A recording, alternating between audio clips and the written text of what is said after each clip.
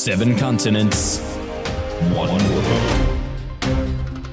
Bringing you the latest in international news from the WRHU studio in Hempstead, New York on 88.7 FM and WRHU.org. This is Around the World in 30 minutes with Eli Finkelson. Hello, everyone, and welcome back to Around the World in 30 Minutes. I'm your host, Eli Finkelson, to keep you updated on the world around you. Starting off this evening, Tanzanian President John Magufuli has died at the age of 61 due to heart complications. Prior to the announcement of his death, Magufuli had not been seen in public for 2 weeks, leading to rumors circulating about his health and well-being.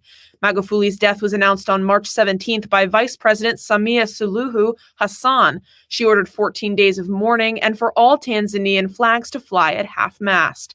Tanzanian opposition politicians have claimed Magufuli was infected with COVID-19 at the time of his death, but this has not been confirmed. Vice President Hassan was sworn in as the first female president of Tanzania on March 19th, a moment in history during Women's History Month. Dutch Prime Minister Mark Rutte has secured a fourth term as his political party has won the most seats in the country's parliamentary election. Rutte's victory, which comes 2 months after his entire Dutch government resigned over a child welfare scandal, hands the Prime Minister a mandate to form a new government. The election, which took place on March 17th, saw a center-right VVD party win 35 out of 150 seats. The second most successful party, the center-left D66, won 24 seats. Although 2 other right-wing parties did relatively well, the far-right PVV party, along with the most left-wing parties, performed poorly. Ukraine has rejected the Iranian Civil Aviation Organization's final report on the downing of a Ukrainian airliner last year. Ukraine International Airlines flight PS-752 was shot down over Tehran on January 8, 2020. All 176 people on board were killed. According to the Iranian government, an air defense unit was responsible for downing the airline, which was allegedly mistaken for an American missile. Although the Iranian government initially denied shooting down the jet, they were forced to claim responsibility after evidence increasingly pointed towards the country's military. Ukrainian Foreign Minister Dmytro Kuleba posted a video on Facebook that criticized the Iranian investigation, calling it biased and deceptive. Thousands of Australians took to the streets on March 15th to protest against sexual assault in the country. The event, called March for Justice, comes in response to several allegations of rape against several government officials. Protesters called for greater accountability for sexist behavior in Parliament, as well as the resignation of Attorney General Christian Porter. The New South Wales Police Department closed their investigation into Porter, citing a lack of evidence, but some members of Parliament have called for a new independent investigation. Australian Prime Minister Scott Morrison declined to meet with protesters at the rally after organisers turned down a private meeting. Former Australian Finance Minister Matthias Cormann is being considered to take over as chief of the Organisation for Economic Cooperation and Development. Cormann would serve a 5-year term as leader of the OECD, which coordinates economic policies between its 37 member countries. His appointment would replace Mexican diplomat Angel Gurria, who has held the position for the last 15 years. Cormann is facing public opposition from the environmental group Greenpeace International over past comments criticizing Australian environmental policies. The OECD is set to confirm the selection as early as March 22nd. Nearly 1,500 people came together in the Guatemalan town of Comantancio in honor of 16 migrants who were killed in January. Investigators suspect they were killed in a turf war between gangs in ownership of smuggling routes. 12 Mexican police officers have been arrested in connection to the killings. There's been a total of 19 bodies found south from Mexico's border with Texas. Their bodies were flown from Mexico to Guatemala 7 weeks after they'd been found. Tokyo Olympics creative chief Hiroshi Sasaki has resigned after making comments labeled sexist and insulting towards well-known Japanese comedian Naomi Watanabe. Sasaki suggested on a group chat that Watanabe could appear as a, quote, Olympig by wearing pig ears at the opening ceremony. The incident comes on the heels of former Games president Yoshiro Mori's resignation for also making sexist comments. A local magazine reported the comments that led to the resignation. In an official statement, Sasaki apologized and admitted his comments were, quote, a huge insult. Watanabe, one of Japan's most famous comedians, is known for her body positivity work and starting one of Japan's first plus-size clothing brands. And now for our continuing coverage of the COVID-19 pandemic. For the latest coronavirus stories and numbers from around the world, let's go to WRHU reporter Conor Donnelly. Conor?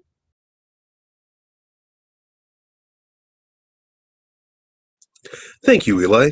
Good evening, everyone. I'm Conor Donnelly with your COVID-19 World Outlook. British Prime Minister Boris Johnson warned that a surge of cases across much of Europe would inevitably arrive in England. Johnson also assured the public that vaccines would continue to be imported into the country after the President of the European Commission, Ursula von der Leyen, made comments suggesting vaccine exports could be halted. European leaders are set to meet to discuss the third wave, as well as the group's vaccine coordination policies. Germany has already increased restrictions on cross-border travel to Poland, which is experiencing an infection rate of 300 per 100,000. Currently, thousands of Polish citizens travel across the German border daily for work. They will now have to provide a negative COVID test to be granted passage. In Latin America, Brazilian President Jair Bolsonaro has once again come into conflict with regional leaders over lockdown measures. He is calling for the country's economy to be fully opened up despite some of the worst infection rates in the world. In his latest comments, he referred to regional governors as, quote, tyrants for enforcing quarantine and lockdown policies individually. Meanwhile, Health Minister Eduardo Pazuello announced a change in policy that would end reservations for second doses. Mexican President Andrés Manuel López Obrador thanked the United States for providing over 2.5 million doses of the AstraZeneca vaccine. Mexico has struggled to secure doses of foreign-made vaccines so far.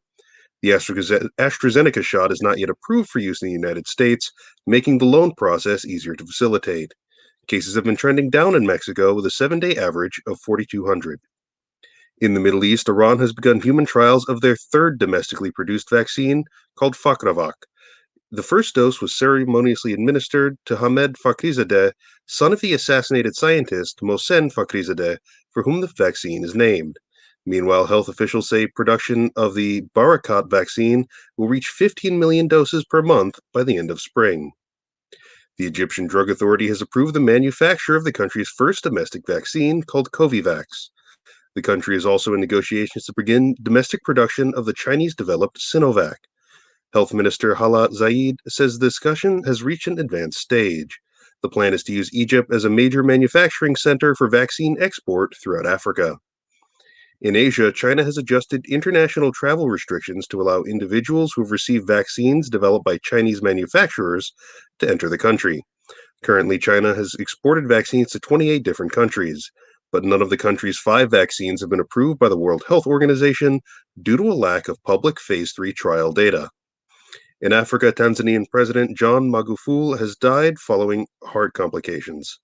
Opposition politicians allege Magufuli was sick with COVID at the time of his death. Tanzania has previously refused to enforce any lockdown measures and refused to share COVID medical information with the World Health Organization. In Congo-Brazzaville, presidential candidate Guy Brice Parfait Colelas died of COVID on Election Day. For Around the World in 30 Minutes, I'm Conor Donnelly. Back to you, Eli. Thank you, Conor, for that report. For those of you just joining us, you're tuned in to Around the World in 30 Minutes. I'm your host, Eli Finkelson. We now move to our weekend update tonight with Urvi Gandhi. Good evening, everyone. I'm Urvi Gandhi with your weekend update. Egyptian doctor, writer, and feminist Nawal El-Saadawi has passed away at the age of 87. El-Saadawi was the founder of the Arab Women's Solidarity Association and was known as a defender of women's rights in Egypt. She was imprisoned multiple times throughout her life because of her views and fought against the widespread practice of female genital mutilation, which she herself endured at the age of 6. There has been an outpouring of grief at the news, with prominent activists around the world expressing their condolences. The cause of El-Saadawi's death has not yet been confirmed. Oil giant Saudi Aramco has stated that its profits for 2020 fell by nearly 45% due to the COVID-19 pandemic. The company still made a profit of $49 billion, and shareholders are set to receive dividends totaling $75 billion. The company's largest shareholder is the Saudi Arabian government. Many other oil giants also saw their profits drop, and ExxonMobil reported its first annual loss. Oil prices have experienced recent recovery due to the vaccine rollout. Aramco has also sustained 2 drone strikes on its installations because of Saudi involvement in the Yemen war. Turkey has withdrawn from the Istanbul Convention, the world's first binding treaty to prevent domestic violence. The treaty seeks to prevent, prosecute, and eliminate it. Turkey's Minister for Family, Labor, and Social Policies, Zehra Zamrat, stated that women's rights were protected under the country's constitution. She did not provide a reason for the withdrawal. Turkish conservatives argued that the clauses in the treaty undermine family values and promote homosexuality. Europe's top human rights body, the Council of Europe, has described the decision as devastating. Thank you, Urvi. And in an Around the World special report, Daniel Gall has the latest in the congressional race in Israel. Today I am joined by assistant editor at the Jewish Currents, Josh Leifer, to break down the Israeli elections, the fourth one in 2 years. Josh, thank you for joining me today. Happy to be here. Now, before we get into specifics, could you give a generalized idea to our audience about what is going on in Israel? Sure. It's a big question, but I mean, to sum it up shortly, the Israeli political system has been racked by instability over the last 2 years, in large part because Prime Minister Benjamin Netanyahu wants to assemble a governing coalition that would provide him with immunity from the multiple corruption charges that he is facing. And so he has been trying to find through successive elections a coalition that will do that. He hasn't been able to do that in any of the last elections, and the reason why he managed to form a coalition last year, exactly a year ago, basically, was because his main opponent, Benny Gantz, under the pressure of and the sort of crisis of COVID, agreed to join a government led by Netanyahu. They signed an agreement that ostensibly was going to lead to a rotation where Netanyahu would step down and Gantz would become the prime minister. But of course, no one thought that that agreement was going to be kept. And in fact, it wasn't. And Netanyahu, for various reasons, decided to basically push for new elections. And that's where we are now. Now, thank you for that. Now, you briefly touched upon coalitions. Now, Israel has a very complex electoral system as opposed to the United States that many of our audience is accustomed to. Could you just give a brief explanation of how Israeli politics is broken down? Sure. So in Israel's parliament, which is called the Knesset, there are 120 seats, and voters vote for political parties, and they vote for parties, not candidates. The parties are led by people, but you vote for a party, and that party has a list. And the people on that list become the representatives in the parliament, depending on how many seats in proportion they win in the election. And in order to become the prime minister, you have to form a coalition with a majority.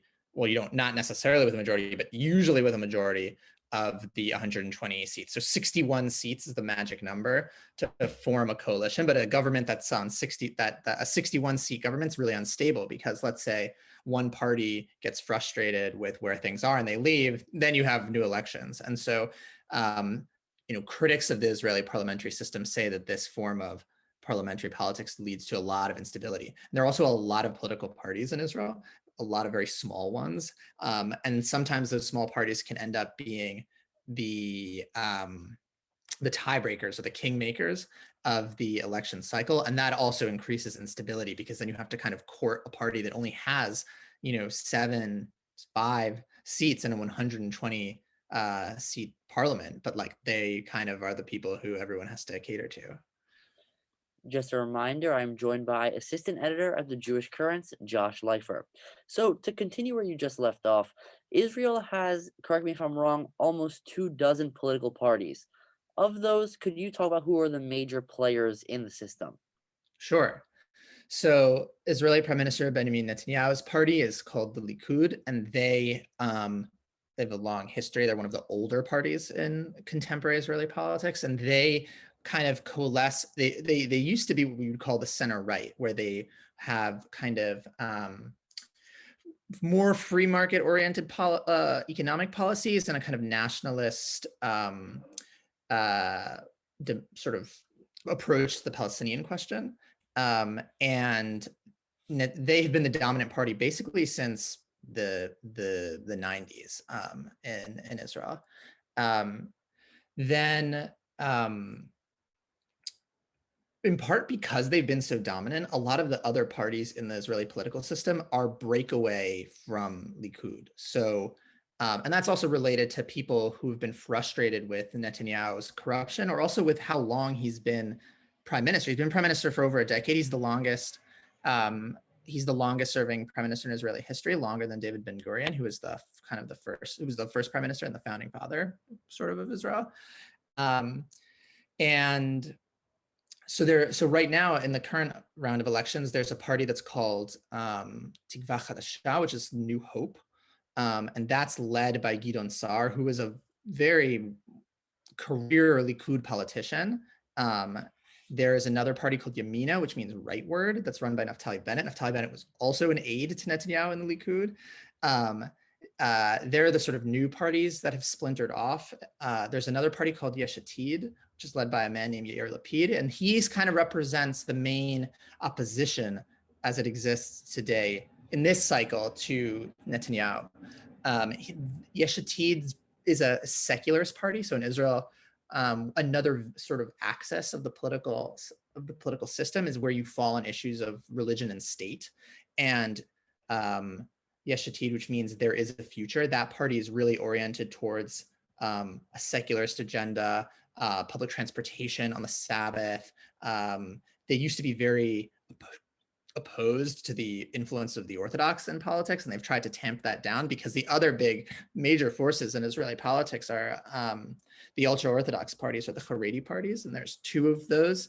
There's a party for Jews from Middle Eastern and North African backgrounds called Shas, and they're a Orthodox party, and there's also the Ashkenazi or ultra-Orthodox party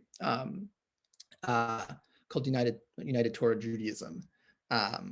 So, and then of course, basically the other two sort of segments or sectors of Israeli politics, they're the Arab parties, and there are three Arab parties that are running together on the joint Arab list. Those include the sort of socialist joint Jewish Arab Hadash, the pragmatic nationalists of Tal, and then Balad, which is a sort of more assertive Palestinian Arab Nationalist Party. There's also an Islamist party called Ram that's split off from the joint list because they decided that they wanted to potentially back Prime Minister Netanyahu's government in the event that they require his support. I mean, it's still not clear what they would do that. And then the final sort of most marginal segment of the current Israeli political system are what used to be called the left Zionist parties. And this is Labor and Meretz. And Meretz and Labor, once upon a time, Labor was the largest. Labor and Meretz ran together sometimes. I mean, they were the largest party by far. They could form a majority on their own. And today, Labor is probably is polling around 5 to 6 seats, and Meretz is polling around 4 and may not cross what's called the electoral threshold. You need to get a certain percentage of votes in order to enter the Knesset. I think it's around 3.5%, and if you fall below that, you don't get any seats. So that was a long way of kind of mapping out in detail where the parties are. No, that was excellent. So now when you look at that, you really only have, like you said, 2 or 3 larger parties, and then the rest of them were minority and minuscule parties which still have an impact. So how do these smaller parties sort of leverage power from these larger parties? So, I mean, it's become more complicated as there have been more and more small parties that are fragmented mainly along demographic lines. But the way, it worked in the past, and actually the ultra-Orthodox parties were the paradigm for this, where they come into coalition negotiations with a very clear set of demands. And so for Shas and United Torah Judaism, it's something like we want, state funds for yeshivas, and we want authority over conversions and, issues of religion and state. And so they go in, and if the largest party is willing to grant them their agenda items, basically, then maybe they will sit in the coalition. I mean, it becomes a lot of wheeling and dealing over those kinds of things. Now, not former, current Prime Minister Benjamin Netanyahu has come under very harsh criticism for his coronavirus response from his adversaries on the left, as well as his federal corruption case, which you briefly talked about earlier in the interview. Do you see this as a sign of him losing popularity amongst his own people?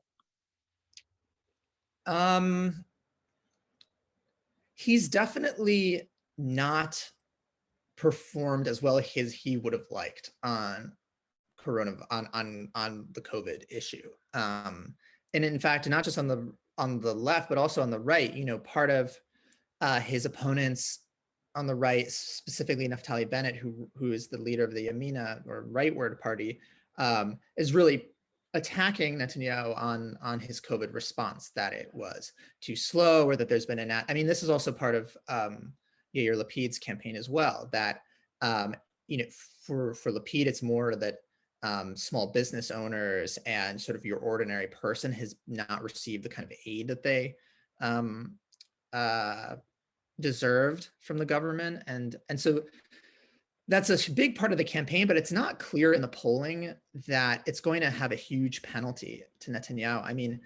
I think people look around the world and they see that Israel has vaccinated a huge portion of its population faster than others. This was Netanyahu's political bet. If you want to be cynical, like, he wants everyone to be vaccinated. So like this week, things have opened up and maybe people are feeling good, and the hardness of the sort of a couple rounds of quarantine that they had are sort of faded into the background. So I don't think he's going to lose on, this is speculative, but I don't think he's going to lose on issues of COVID. I think he'll scrape it out there in the end. Right. So besides COVID-19, what are some of the major policy differences that are coming from his major opposition? Yeah, so policy differences, it's hard to say. It's really the entire political debate in Israel right now has been split around the issue of Netanyahu's corruption, and whether you think a prime minister who has multiple corruption cases against him, who's set to stand trial, should be able to remain prime minister. So that really has dominated the discourse. There have been protests almost for 39 weeks consecutively outside of the prime minister's residence in Jerusalem for people calling for Netanyahu to resign. These are anti-corruption protests. And that is, at least as far as I can tell, the basis of the debate. There are important issues, but things that, in America, you might think would be salient in Israeli politics, like the question of the two-state solution, that's not really part of the discourse right now. In fact, it's really quite marginal, and a lot of the parties aren't focusing on it, don't support it, or don't want to talk about it. So, it's people are really concerned with other things. I will say that I think there is the salience of religion and state has increased, especially because of how COVID rates were very high in Orthodox cities in Israel. And there were even riots in these cities when Israeli authorities attempted to kind of enforce social distancing. And I think secular religious division is high and is in the background of the current political system. It remains to be seen how it will be expressed. Yeah. So now, if you're just tuning in, I'm joined by assistant editor at the Jewish Currents, Josh Leifer. So now, to touch upon what you just spoke about, what does it mean that there are Islamic representatives and hyper-Orthodox Jews that both have some say in the parliament, in Knesset? What does that signify? Does it create problems? One of the interesting things about Israeli politics is that there is a kind of mutual respect between the Arab parties and the Orthodox parties, because they both have a sort of distanced ideological approach to the Israeli state. So the Orthodox parties are not Zionists. And for a long time, members of the Ashkenazi Orthodox parties would not sit as first ministers. They would be deputy ministers in the cabinet, but they wouldn't be the front and center, because they didn't want to seem to be giving like religious. There's a long history of religious opposition to Zionism as a secular ideology. They didn't want to be seen as giving sort of tacit support to that. And the same is true in it's a very different way for the Arab-led parties, which don't want to endorse Zionism because they view it as an ideology that excludes Palestinians as full citizens. But they also, they close to around 20% of Israel's population are Palestinians. And so they need to get things from the state funding for schools and roads and infrastructure. And right now, crime is a really big issue in Arab cities in Israel. And so the issue of underpolicing and overpolicing is also part of that. I don't think that having that wide of a spectrum necessarily causes instability. I mean, some ways it's, right now at least, it will help. It might end up benefiting Netanyahu, and that he's been in power for so long that even the Islamist parties, who are not like hardcore Islamic fundamentalists, but they are conservative Muslims in the model of the Muslim Brotherhood, are saying, well, this is the only show in town, but we still need to get things from the state. We need government funding and schools and things like that. So why not make a deal with Netanyahu? We don't have to endorse him ideologically, but maybe he can give us stuff that we want. And that's kind of that, in political science, people would call it a clientelistic relationship, that you have these groups that basically want to get something from the state, and the state needs their support for legitimacy. And so that's kind of the quid pro quo that happens in the political system. Right. So now my final question to you, Josh, is why is it significant that Israel is going to a fourth election in 2 years? It's significant because it's a protracted period of political instability, and it's created a lot of problems in terms of what you might call state capacity. Basically, the government has been unable to pass a budget for almost 2 years. Things have been operating kind of on an emergency basis. And so all sorts of state institutions that require sort of long-term funding to be set out in a multi-year budget, that's basically been impossible. I think there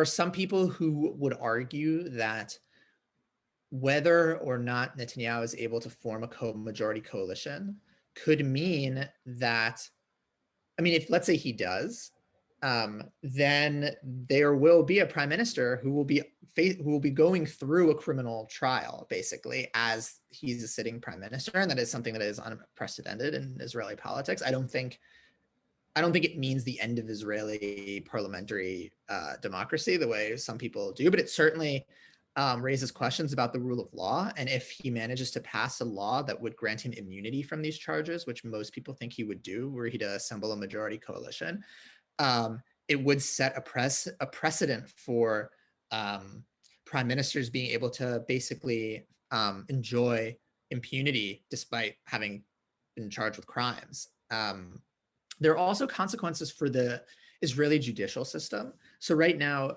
Israel has a system of checks and balances to a degree where the Supreme Court can rule that laws that have been passed by the parliament violate the principles. Israel doesn't have a written constitution, but has a constitutional order. And so the court can deem that these laws are invalid because they violate certain principles that have constitutional standing. And the Israeli right wants to strip the court of this power and to kind of create a more majoritarian political system where the parliament with a majority can override the court, even after the court has invalidated, in theory, a law. And this has a lot of implications for both issues of religion and state, but also issues that were once a big deal but have sort of faded. One of the kind of major cases where this came out was around Eritrean and Darfurian asylum seekers in Israel. There are tens of thousands of them. And Netanyahu in 2018 was trying to deport them and the Supreme Court ruled that the arrangement under which the Israeli government was going to deport these refugees was in violation of the constitutional order. That really upset a lot of people on the Israeli right who want to see these asylum seekers deported because they don't think they're asylum seekers. They argue that they're migrant workers and they shouldn't be in Israel, that they're illegal immigrants or whatever. So it could really, Netanyahu has been campaigning on a promise to his base that he'll be able to create a real right-wing government like this time, with only sort of Likud, the Orthodox parties, and the religious Zionist parties. And then they'll be able to enact this really bold, big transformative agenda of kind of stripping the court of its powers in that way, and sort of reaffirming or sort of challenging attempts to separate religion and state. So that's what's at stake, I think, in this election. But it's really hard to see how it's going to turn out, even though it's tomorrow. Yes, that was a great summary recap of what is at stake this time around. Once again, that was assistant editor at the Jewish Currents, Josh Leifer. Thank you so much for joining me today. Happy to be here. Thank you. Thank you, Daniel, for that report. Find this week's Around the World in 30 Minutes episode on WRHU's YouTube page for Daniel's full interview.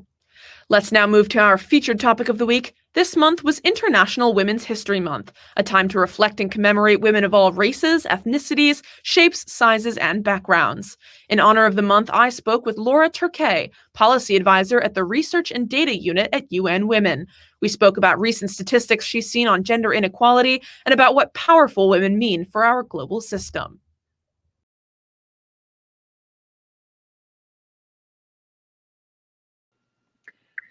Once again, thank you so much, Laura, for taking the time to come on the show today. I really appreciate it. My pleasure. My first question for you, it sort of starts with this idea that I think what people think of when they think of hard evidence is data and statistics, right? When people want proof of something, what they're really asking for is numbers. And that's something that you especially work in. So I think my first question for you is just, can you tell us about some of the data and statistics that you work with at UN Women? Sort of, hard evidence when it comes to how women in power are affecting our global systems. I know that's general, but. Yeah, I mean, it's a great question. I mean, I think when we look around the world and we look throughout history, I think it's really clear that women have shaped and are shaping our world in lots and lots of different ways, as political leaders, as activists, as researchers and scientists, as business people, as teachers and educators, as carers and parents, and lots of other ways. I think in terms of the data that we have, I think that the really clear data we have is that women are underrepresented in almost all spheres of decision making globally. So we're just in the middle at the moment of an important UN meeting called the Commission on the Status of Women. And this time around, we're focusing on women's leadership. And one of the things that we know is that women are underrepresented as political decision makers. So 75% of parliamentarians are men globally. And this sort of 75% figure is actually reflected in lots of other spheres as well. So 75% of managers are men. About 2/3 of climate negotiators are men. And we just releasing some new data today that shows that of all the members of COVID task forces, the task forces that governments have put together to respond to the COVID-19 pandemic, 75% of them are men as well. And so we seem to be stuck at this a quarter level of women's representation in lots of different spheres of public life. But in terms of the kind of data on the impact that women have in different spheres, I mean, I think we do have evidence that where women are represented in, local and national government, you tend to have a broader set of policies that are considered and deliberated.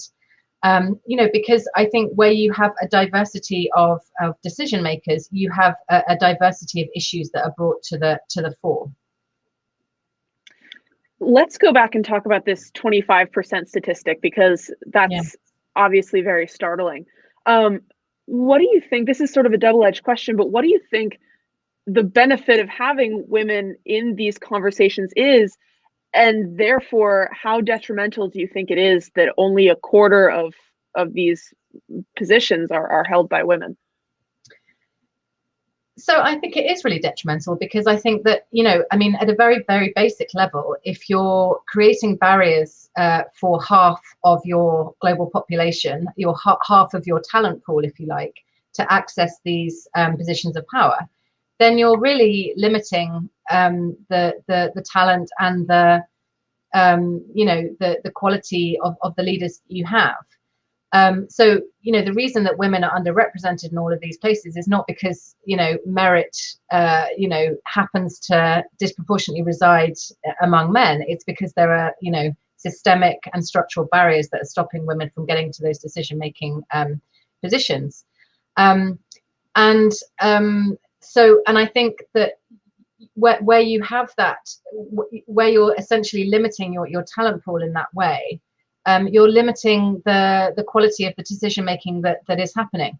So just to take one example, which is very relevant to the current situation that we find ourselves in globally, 70% of healthcare workers worldwide are women. But in all the different decision making bodies of health globally, you find that women are extremely underrepresented. They're nowhere near parity. And so I think what that means in that context is, if the people that are sort of on the front lines, if you like, at the forefront of the response to the pandemic, if their experience is not being brought to bear at the decision-making level, you're going to have decision-making that doesn't reflect the reality of what's happening on the ground. And I definitely want to talk about how the COVID-19 pandemic has affected this in a minute. But while we're on the topic of, women in power, especially political power, when we're talking about women that have really made a difference, who does that, bring to your mind, and what accomplishments does it bring up?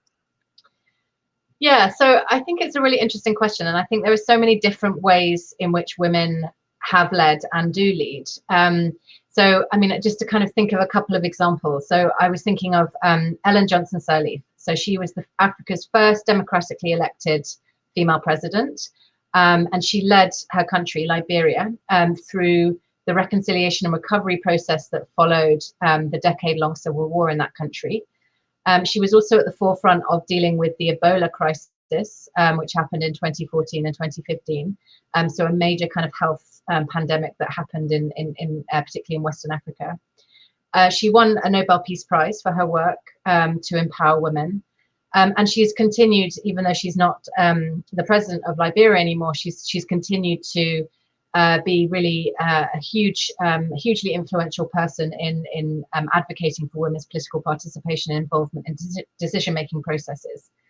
So I think, she is undoubtedly has been an incredibly important and influential leader.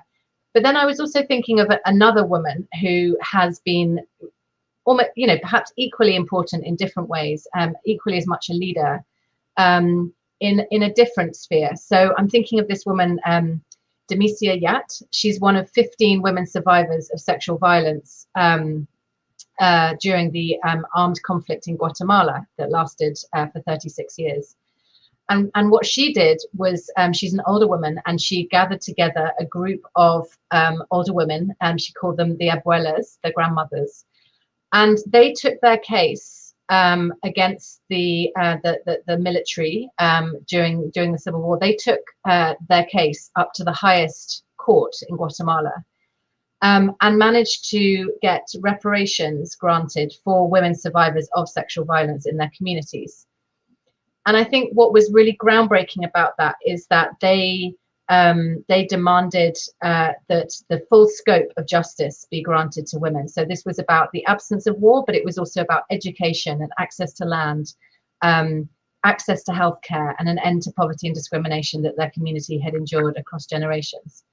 So I think these two different women leaders in different ways, one was a head of state, another was, as she called herself, a grandmother, that took this case to the highest court in the land. And I think both of them are just phenomenal women leaders in very different ways. And I think it shows that, leadership can be about, top down, it can be about getting to the very heights of leadership, but it can also be bottom up and changing the way in which we think about a concept such as peace in that very kind of bottom up way. And, I want to talk about a different situation, one that we just faced here in the US, with the recent shooting of several Asian women in Georgia in mind. How do organizations like UN Women try to prevent things like that? And how does your job specifically aid in trying to combat, stereotypes and femicide, frankly? Yeah, I mean, UN Women has, issued a statement in solidarity with Asian American women in particular who face this kind of violence. And I think this whole issue of systemic racism has been very much on our minds, since particularly last summer with the Black Lives Matter, demonstrations really kind of coming to the fore. I think, to be perfectly honest, I think all organizations, including the UN, need to have a reckoning with this issue of racial injustice. A little bit like, gender inequality and gender discrimination. I think it's something, white supremacy and racial injustice, I think, is something that infuses and is intertwined in all of our organizations. And so I think that it's incumbent on all of us to really think about the ways in which those issues show up in our everyday work. And we've been doing quite a lot of internal reflection on this issue of race and racial inequality. But I think the other thing that the recent horrifying incident in Atlanta highlights is that the ways in which political leaders speak about issues, it has a tangible material impact on the way that people act. And so I think it kind of just reinforces this idea of this very strong responsibility that people in leadership have to think about the way that they speak and the way that they frame things, because it has real world impacts. And, of course, speaking of real world impacts, you mentioned earlier the effect of the COVID-19 pandemic on specifically gender inequality and how we're watching that manifest. Recent researchers have said that more than 2 million women have left the workforce since the COVID-19 pandemic began. And even though COVID statistics say that more men have died of COVID-19, more women have left the workplace. Can you talk about that statistic? Have you seen something similar? And what effect do you think that that's going to have on the economy, the workplace? Yeah, absolutely. I mean, we've been doing a lot of work from a data and research perspective on the impact of COVID from a gender perspective. And, I think you've just highlighted some of the kind of key findings that, I think men globally, men are more likely to die or to suffer very serious disease from the virus. But I think in other ways, we see the social and economic fallout of the crisis having a huge impact on women in different ways. And this issue of women's economic autonomy and their presence in the labour market is one of those impacts. And I think what we're seeing globally is that because women are concentrated in precarious forms of employment, in informal employment often, which lacks those kind of labour rights and the kind of social protection and healthcare that more formal jobs have, those jobs have been much more vulnerable to being lost in this context. And I think also women are concentrated in some of the sectors that have been particularly likely to be shut down. So thinking of things like retail, hospitality, tourism. And at the same time, women have been at the forefront of the response in many ways as healthcare workers, as I previously mentioned, as care workers generally, social care workers looking after older people, domestic workers working in people's homes and so on. So, I think the impact of COVID-19 on women's employment is really a cause for huge concern, because there's also a worry that it will be difficult for women to get those jobs back. And we've also done some research looking at the policy response to COVID-19 by governments around the world. And what we found is that the economic and social policy response has been largely gender blind. So out of all of the social protection and labour market measures, only 13% have addressed women's economic security. And so, really, UN Women is calling for governments to take a much more thorough and holistic approach to the COVID response to ensure that it meets women's needs and addresses gender inequality. Can you dive a little bit more into what UN Women is recommending? Yeah, sure. I mean, we've seen a huge response from countries globally, although sort of more concentrated in the global north, because those governments tend to have more resources and more flexibility to mobilize a big policy response. But we have seen a big response from governments to implement social protection measures, and by that I mean cash transfers or additional cash benefits given to families in order to kind of see them through the crisis. So we've just seen this finally come through in the US. We've also seen particular measures taken to protect particular sectors of the economy, to preserve jobs in particular sectors of the economy. Another area where we've seen quite a bit of government action is around addressing the issue of violence against women. So it's what we've been calling the shadow pandemic. We've seen in the context of COVID-19 a spiraling up of violence against women in a context where, in the context of lockdowns and so on, women are often literally locked down with their perpetrators. And our analysis of the policy here is that actually about 150 governments have taken steps to address the issue of violence against women, which is very heartening. But often the measures they've taken are quite small scale, and they haven't always been a central part of the COVID-19 national policy responses. So in that instance, we are calling for a lot, to scale up that action quite a bit and to ensure that it's seen as an essential part of the government's responses. And then outside of the COVID-19 pandemic, you're a policy advisor. Your job is to, advise on policies to sort of combat inequalities. Can you just tell us about some of these bigger policies that you've advised for when combating things like equal pay, equal care, things like that? When it comes to unpaid care work, we often talk about the need for time, cash, and services. So time is about ensuring that parents can have time off around the time of a child being born. Cash is about ensuring that families have the additional support they need to raise families and to support families, also to support people in older age. And services is about recognizing that sort of families can't do it on their own. So we need, childcare services and elder care services and services for disabled people that support families and individuals to do the kind of care work that we need to see. Globally, women do 3 times as much unpaid care and domestic work as men. And when you don't have these policies in place, what we find is that women take on the majority of that work to the detriment of their economic autonomy. So that's what we call for in terms of care. And actually, those policies can also have a really important impact on the issue of equal pay that you mentioned. Because what we see is that women tend to be channeled into a small set of occupations which tend to be lower paid than the occupations that men do.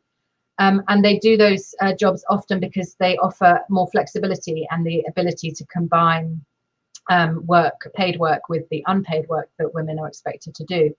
And so I think addressing some of these care issues and introducing these comprehensive policies around care can also help to address the gender pay gap. Now, I know we covered so many different topics today, but is there anything else that you think is important to add, either about your job or, UN Women, what UN Women does, the conference that's going on right now, certain recent atrocities, women through history, powerful women? Is there anything else that you think is important to add? So I think it might be useful just to talk about some of the recommendations we're making around how to increase women's representation in public life to ensure that they can get to these positions of power and help to shape the world. And I think One of those is about, what we see in relation to women's representation in politics, but also in other spheres of life, is that, we call it in the UN jargon, temporary special measures. So essentially gender quotas. And the reason these are important and the reason they work is they cut through that discrimination that women face in terms of accessing those positions. And they basically ensure that women have a fair chance to get into those positions of power. And I think in doing so, then they change the way in which those leadership positions are seen, and that change kind of then echoes through. So that's one thing, the use of gender quotas in different aspects of women's leadership to make sure that they have those opportunities. The second is about funding for women to try to reach those leadership positions, but also funding for women's organizations, civil society organizations, who are also a critical part of women's leadership, because they are the ones they're the constituency, if you like, for the women leaders, and they're the ones that bring the issues from the grassroots up to the leaders and ensure that when women are in power, they are accountable and responsive to women at the grassroots. So I think we see that women's organizations are hugely underfunded, and so we need a lot more funding for them to do their vital work. And then the third area that we are emphasizing is about addressing the violence that women in public life often face. So we know that violence against women is a huge issue in general, but I think in recent years, we've seen an upsurge in violence against women in public life, which is really acts as a huge, as a huge barrier to women wanting to put themselves forward. And the violence that we see is often online now, the sort of cyberbullying and so on. And so we want much stronger measures to address the violence that women in public life face as well. Thank you so much, Laura Turquet, for coming on the show today. I really appreciate your experience, your insight. Really, thank you. Thank you very much.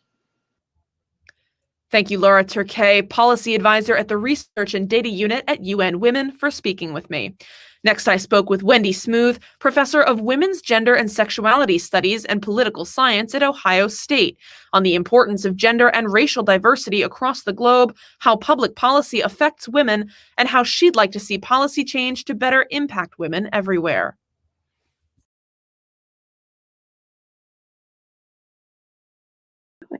So thank you so much once again for coming on the show today. I'm really excited to get down into it. Let me start with a very basic, broad question. Why is it important for women to have a voice in politics? That's a wonderful question, Ellie, and thank you so much for having me on the show. And such a timely topic. One, here in the U.S., we are reflecting on Women's History Month. So this is a good time to elevate this conversation. And also we see the rise of women's leadership and high profile leadership positions, both here in the US and around the world. So it's worth us taking a greater look.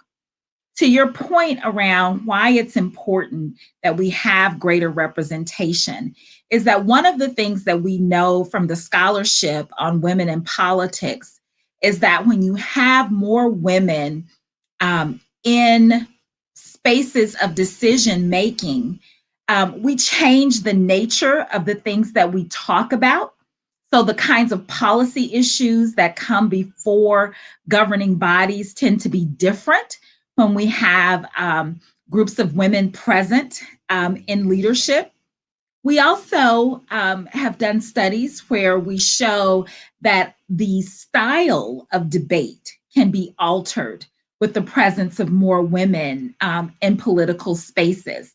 And we see that not only in politics, but in all kinds of deliberative spaces, that we see the types of conversations are more broad, the types of issues that we deal with, and our actual style of conversation and debate is often different.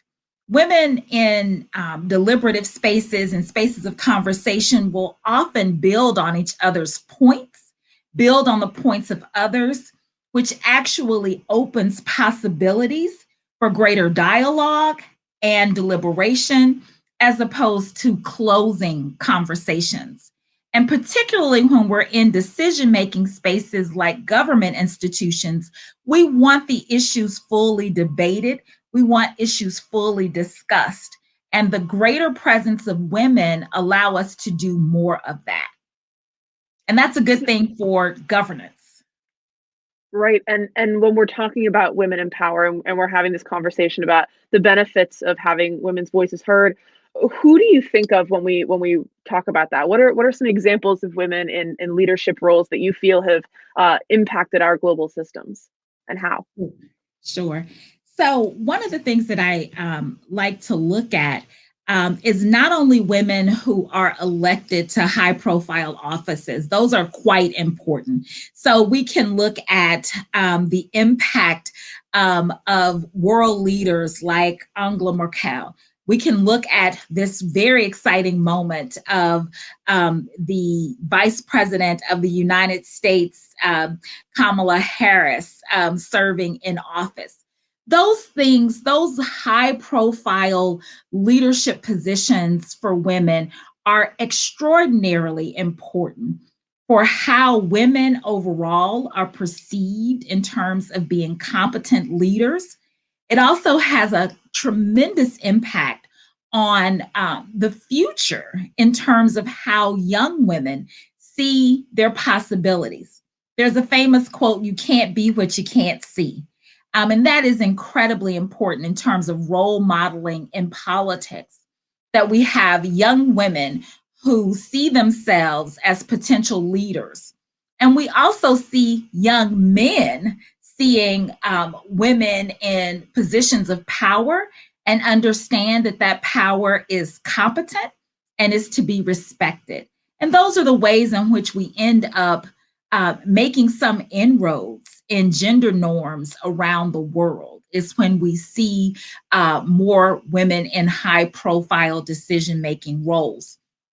I certainly get excited about women being elected into public office, but I also do not discount the years of women's involvement, both very famous women as well as everyday women involved in social movement activism that we know as well is important in shifting culture, shifting power norms in societies around the world.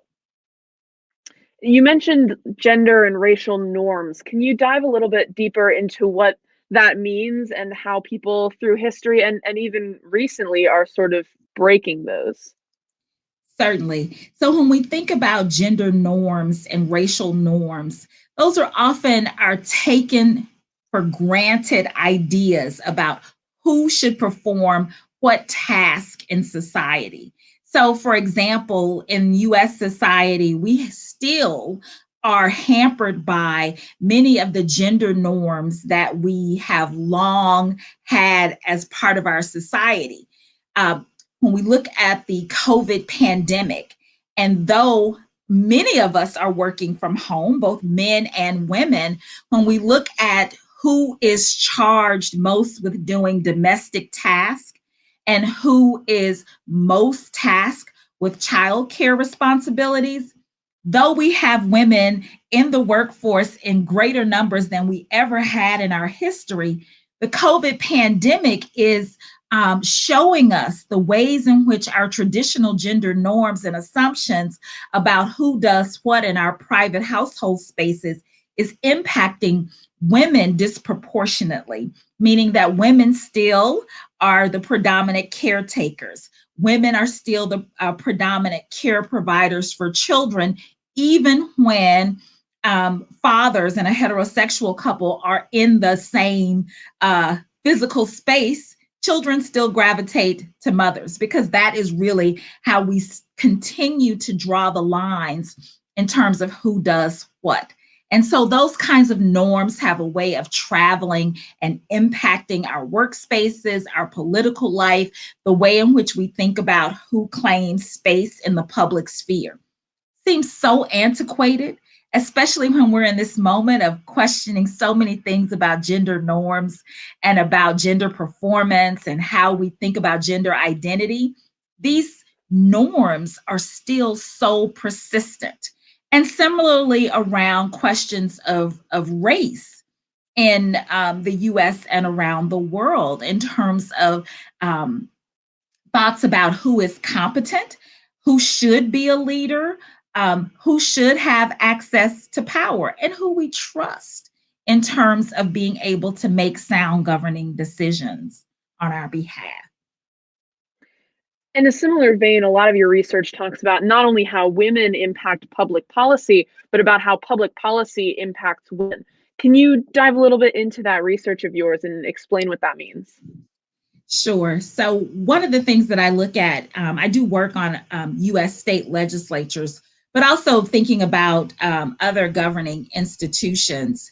So I look at one, who is around the table, right? What's the demographic of those who are in charge of making policy decisions? Who's in the room deliberating? And that matters for a number of reasons. And predominantly, it matters in terms of the types of issues that are brought forth in governing bodies. So I'll give you an example. Again, we can look at the COVID pandemics. This is so present in our lives that it makes for a real teachable moment for all of us. But when we look at issues around COVID and we say, oh, I'm from the Buckeye State in Ohio, and one of our slogans we've been using throughout the pandemic is that we're all in this together, right? With this idea that we're all impacted by COVID. And yes, we are all impacted, but we have to recognize that some communities have been disproportionately hit by the COVID pandemic based on the ways in which employment is organized, the ways in which housing is organized in communities. When we have a diverse group representing the people, right, in governing bodies, making public policy decisions, we then can raise the issues of how different communities are impacted differently.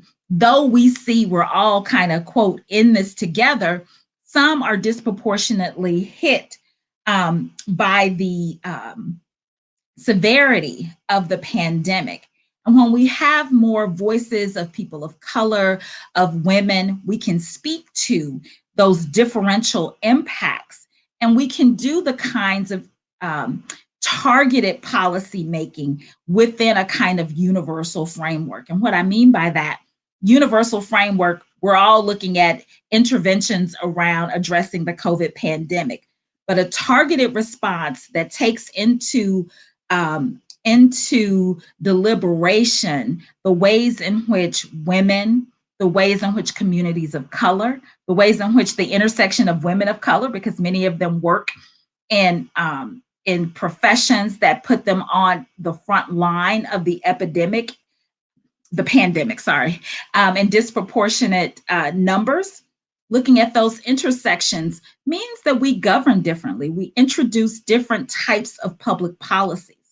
And when we do those kinds of targeted interventions, we do policy making that can actually go further to address the actual needs of the populations rather than a kind of symbolic need by saying, oh, we're all in this together, but those policies won't touch everyone the same way. Mm-hmm.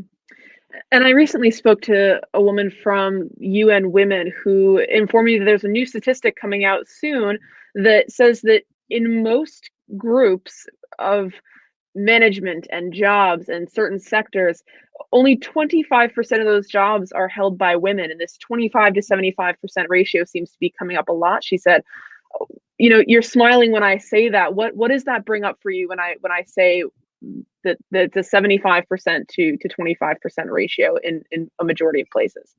Sure. It resonates. And I'm not surprised at all by that statistic that we can travel across sectors and see that kind of disproportionate representation between women and men. And, you know, we taken for granted that women have, quote, come so far, that we've had, women's movements across the world. We have, as you've spoken with someone from the UN, we have had numerous years on women and girls through the UN and that focus. Yet we have so much more work to do. And post the COVID pandemic, we are going to have to take a critical assessment of the impact of COVID in terms of women's employment, where women have had to take a break from their careers in light of COVID, and what that means for this idea that women are continuing to excel in the workplace. There's still much work to be done. And it's interesting that you bring up, COVID and women taking time off. A recent ABC News statistic actually said that about 2 million women have left their workforces to stay home and essentially do the domestic work that you were talking about earlier. But I want to ask you about people that, in a similar vein to what we were just discussing, there are some people that say that people in power, right, jobs, management should go to whoever is most qualified, regardless of gender. And, we do have laws in the United States that prevent against racial quotas. What are your thoughts to people that say that the people that should be holding jobs should be the most qualified, regardless of gender or race? Sure. I absolutely agree with that idea and that concept. Now, to make that an actual possibility in society, what we have to do is to remove the barriers that prohibit women and people of color from having access to positions of power, which means that we have to do things like tapping into manifestations of implicit bias that exist in workplaces, where we make assumptions, again, according to those norms that I talked about, that certain people are not able to do certain jobs, are not, quote, qualified or trained to do certain jobs. When we remove those kinds of institutional barriers to women's success, to the success of people of color, then we create opportunities where people, regardless of their background, are able to compete. And what we know is that in those sectors where we have done the work of addressing bias, women and people of color compete, and they come out as winners in those competitions for employment, or in those moments in which they are being considered for advancement and for leadership positions. What I think this is all sort of boiling down to is the importance of encouragement and and empowerment, right? What has your research taught you about the importance of encouraging and empowering women and people of color, women of color especially, to sort of come forward and put themselves at the starting line? Yes. One of the things that I have come across consistently in my work is the power of role models. Mm-hmm. We think of role models as things for kids, but role models are important throughout one's professional development. There's no doubt that when we see more women in politics, more women see it as a possibility and a possible road for them. So there's no doubt when we see high-profile women in successful roles, and again, I come to this incredible moment in the US, which I think has an impact and will continue to have an impact, not only in the US, but for women and girls around the world, to see a woman of color, a woman of African American, Jamaican descent, and Southeast Asian descent serve in the most powerful role in the United States, one of the most powerful roles in the United States. That opens the door for other women and girls to say, I can do it too. The other thing that I've been really compelled by in my research is that when you speak to that notion of encouragement, we have to all take it upon ourselves to ask the competent women in our lives, are you interested in running for, it starts in university. Are you interested in running for student government president? Why not? You have great ideas. And asking consistently and asking over and over again. And what we see in women in politics is that women will often say, oh no, I could never raise that kind of money. And then you remind them, well, for the American Heart Association, you raised millions of dollars. Or for the school board, you raised millions of dollars. And assuring women that they can raise the money to run for office is an important kind of barrier to get women around. But the more we ask the competent women in our lives to consider public service, to consider leading, the more we're going to see more women active in politics. But it's upon all of us to be out there doing this work. Whenever I give a talk, I never end without having people turn and ask each other, are you interested in a life in politics of public service? And I think we have to ask women multiple times to join in that work. I know we've covered so many different topics. Is there anything else that you think is important to add or acknowledge, either on something we've already covered or something I may not have asked? This is such a timely moment around the world to be thinking about the power of women's voices in leadership. And I just take the example of conversations around violence against women. This is a topic we've been talking about since the 60s, the 50s, the 40s, and it continues to arise. So we're talking in the UK about street-based violence. In the UK and in the US, we're talking about violence that women in elective office experience by virtue of stepping up to the plate and wanting to lead. The reason why we are having the conversation and the reason why we are continuously bringing it to the forefront is because women are speaking up, both in their protest in the streets and as government officials saying that we need better policies to address violence against women. These issues never go away. They are a part of the fabric of society, of our world. And it's only when women use their voices that things start to get better. And then we have to be diligent to make sure that we maintain the gains that we have experienced.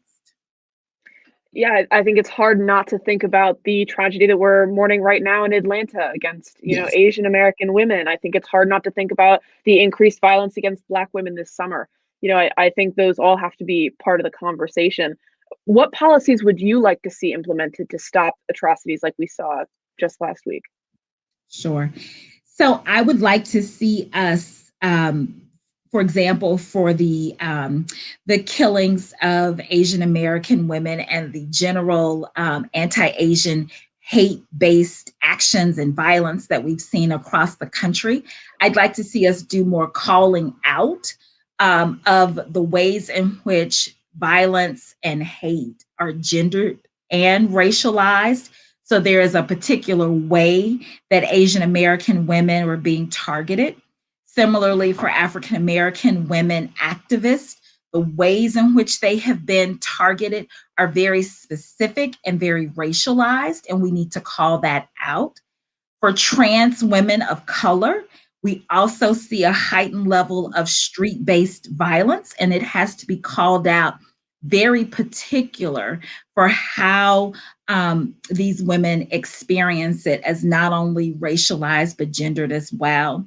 When we look at policies, we can't just say, oh, we need more anti-violence against women strategies, but we have to also be very specific in terms of the ways in which women of color experience the violence and the way that the targeting takes place.